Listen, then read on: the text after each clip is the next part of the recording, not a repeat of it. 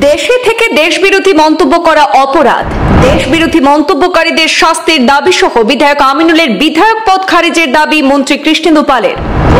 দেশের বিরোধিতা করিব তাক শাস্তি হব লাগে, কারণ এই দেশ থাকি দেশের বিরুদ্ধে কথা পাতা মহাপাপ। তাক বিধায়ক পদ খারিজ হব লাগে। আরো জুনে জুনে জুনে করেছে, কারণ আমার দলের এটা নীতি রাষ্ট্র প্রথম, তার পিছত পলিটিক্স, তার পিছত পার্টি, সেলফ লাস্ট। আজ রাজ্যে ক্যাবিনেট মন্ত্রী তথা অভিভাবক মন্ত্রী কৃষ্ণেন্দু পাল হাইলাকান্দি বিধানসভা কেন্দ্রের অন্তর্গত 5টি স্থানে আসাম গণপরিষদ এবং বিজেপি প্রার্থীদের সমর্থনে প্রচার চালিয়েছেন।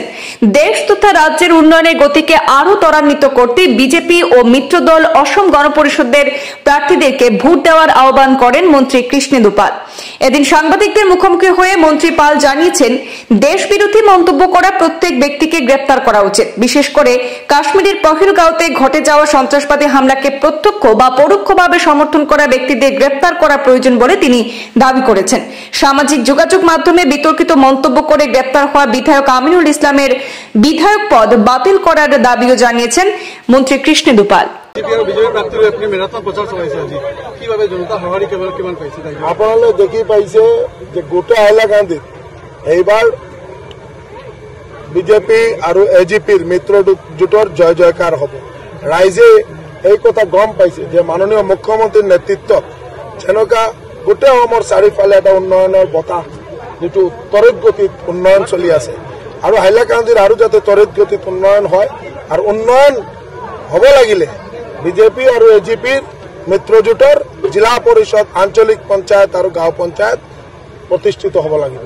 তার কারণে গোটেই রাইজে হিন্দু মুসলিম সকলে মিলি আমি যেটো আজি বহুত সাইডে মিটিং করেছো, সকলের এটা যেটো আমি গম পালো যে গোটেই হাইলাকান্দির রাইজে আমার মিত্ৰজোটৰ প্রার্থীর উপর পুরা আস্থা আর বিশ্বাস 2 তারিখ দিব, তাতে কোনো সন্দেহ নাই। আর বিজেপির জয় জয়কার হব, তাতে কোনো সন্দেহ নাই। দেশদ্রোহী মন্তব্য করে আপনার একজন সতীর্থ বিধায়ক এরেস্ট হয়েছে আমিনুল ইসলাম। যোনে দেশের বিরোধিতা করিব তাক শাস্তি হব লাগে, কারণ এই দেশ থাকি দেশের বিরুদ্ধে কথা পাতা মহাপাপ। বিধায়ক পদ খারিজ করে আবেদন 100% তাক বিধায়ক পদ খারিজ হব লাগে। আরো জুনে জুনে জুনে করেছে, কারণ আমার দলের এটা নীতি রাষ্ট্র প্রথম, তার পিছত পলিটিক্স, তার পিছত পার্টি, সেলফ লাস্ট। এইটো আমার দলের নীতি। আর আমার প্রধানমন্ত্রী নরেন্দ্র মোদীজিয়ে যেনকা ভারতখন আগবঢ়াই লৈ যাওয়ার কারণে দিনে রাতে অক্লান্ত পরিশ্রম করে আছে। আমার মাননীয় মুখ্যমন্ত্রী ডক্টর হিমন্ত বিশ্ব শর্মা দেবে যেনকা গোটেই অসমৰ উন্নয়নের কারণে দিনে রাতে অক্লান্ত পরিশ্রম করে আছে। তার পিছত এনেকা যদি কোনোবা একজন দায়িত্বশীল বিধায়কে দেশ বিরোধী মন্তব্য করেছে, তার উপর অ্যাকশন হব লাগে, শাস্তি হব লাগে। আমি এই কথাই কৈছো, যোনে যোনে কব তেওঁলোকক উপর অ্যাকশন লব লাগে, শাস্তি দিব লাগে, তেওঁলোকক জেলত ভৰি দিব লাগে।